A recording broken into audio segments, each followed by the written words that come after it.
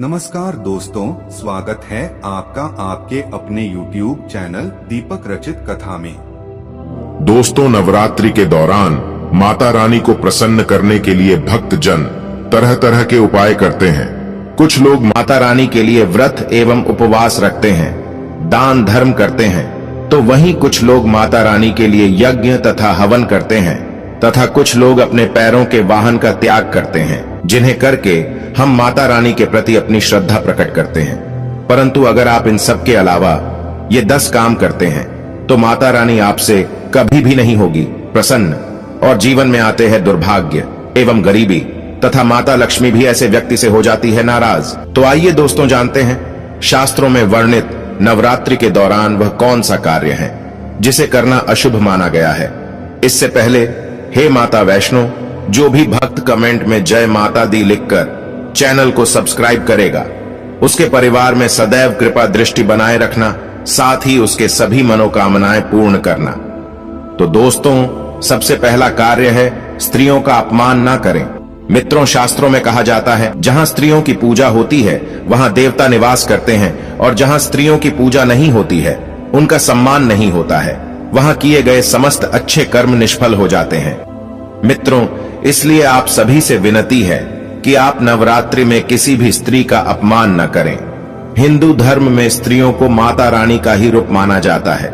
स्त्रियां माता रानी का ही अंश होती है। माता रानी स्त्रियों का सम्मान करने वाले मनुष्य पर सदैव ही अपनी कृपा बरसाती है। दोस्तों, स्त्रियां स्वयं की खुशियों का त्याग करके आपके घर को स्वर्ग बनाती है। स्त्री स्वयं उपवास करके अपने पति की लंबी आयु की कामना करती है, जीवन भर अपने परिवार के लिए बिना थके कार्य करती है। ऐसी पतिव्रता स्त्री का अपमान करना महापाप होता है। जो मनुष्य नवरात्रि में किसी भी स्त्री का अपमान करता है, स्त्रियों की तरफ गलत भावना से देखता है, उससे मां दुर्गा अवश्य ही दंड देती है। दोस्तों, दूसरा है घर में कलह का माहौल न मचाएं।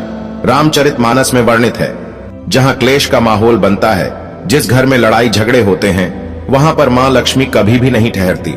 इसके साथ ही ऐसे करने वाले व्यक्ति से माता रानी भी रहती है सदैव नाराज एवं क्रोधित।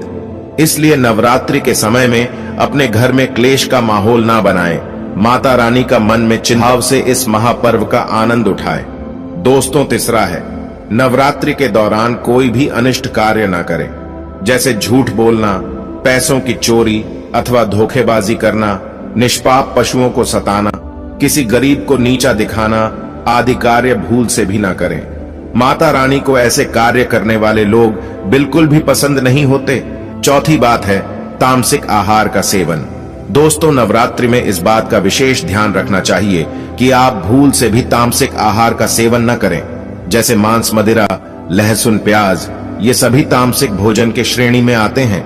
इसीलिए आप इन सभी का सेवन बिल्कुल भी ना करें, अन्यथा माता रानी नवरात्रि में आप पर क्रोधित हो सकती हैं। दोस्तों, पांचवी बात शारीरिक संबंध ना बनाएं। दोस्तों, नवरात्रि में माता रानी की कृपा पाने के लिए नवरात्रि के 9 दिन भूल से भी शारीरिक संबंध ना बनाएं। जो नवरात्रि के 9 दिन ब्रह्मचर्य व्रत का पालन करता है, मां उसकी हर इच्छा को पूर्ण करती है।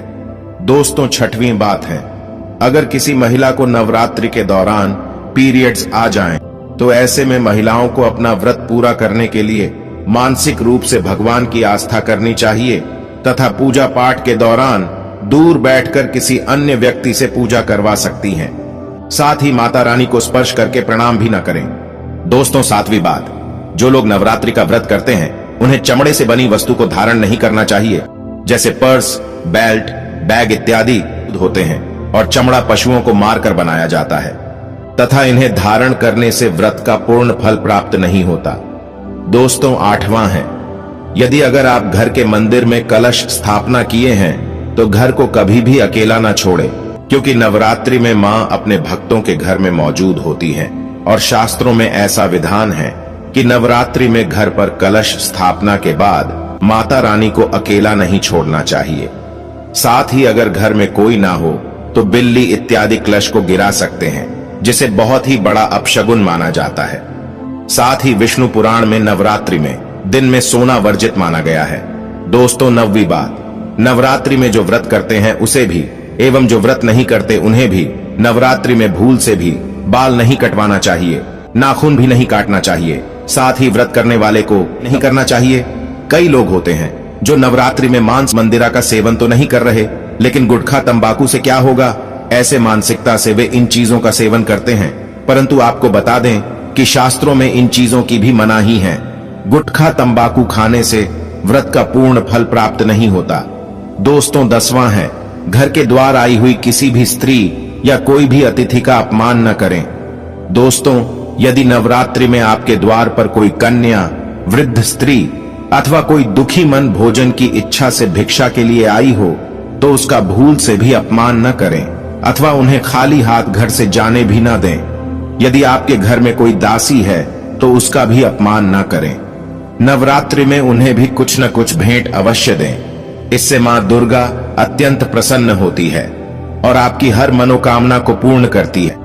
दोस्तों, इसके साथ ही अगर आप व्रतधारी हैं, व्रत रखते हैं, तो कलश स्थापित करते समय जटा वाला यानी पानी वाला नारियल का ही प्रयोग करें। साथ ही नारियल को स्थापित करने से पहले आप नारियल को लाल कपड़े में लपेटकर उस पर लाल चुनरी ओढ़ाकर आप नारियल को कलश के ऊपर स्थापित करें। शास्त्रों के अनुसार कलश के ऊपर जब सही तरीके से नारियल रखा जाता है और सही प्रकार का नारियल रखा जाता है, तभी व्रत और पूजन का पूर्ण फलानी का व्रत और पूजन किया जाता है। लेकिन नवरात्रि के दौरान सबसे ज्यादा महत्व होता है कन्या पूजन का। दोस्तों, माना जाता है कि माता रानी व्रत उपवास से जितना प्रसन्न होती हैं, उससे 10 गुना ज्यादा प्रसन्न कन्या पूजन से होती है। नवरात्रि में छोटी छोटी कन्याओं को माता रानी का स्वरूप माना जाता है। अगर कन्याओं को कोई भेंट दी जाए और उसे खुशी खुशी स्वीकार कर ली, तो इसका मतलब है माता रानी अर्थात माता वैष्णो ने भेंट स्वीकार कर ली।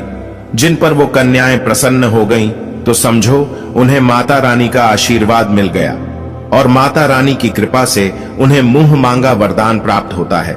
शास्त्रों में बताया गया है कि नवरात्रि में 3 साल तक कन्या का पूजन होना चाहिए। अष्टमी अथवा नवमी को कन्याओं के पैर धोकर भोजन करना, उन्हें उपहार आदि देना श्रेष्ठ माना जाता है। इससे आपके घर में संपन्नता बनी रहती है तथा जीवन में धन धान्य की कभी भी कमी नहीं होती। शास्त्रों में वर्णित है कि कन्याएं जितना अधिक खुश होती है, माता रानी उतना ही जल्द फल प्रदान करती है।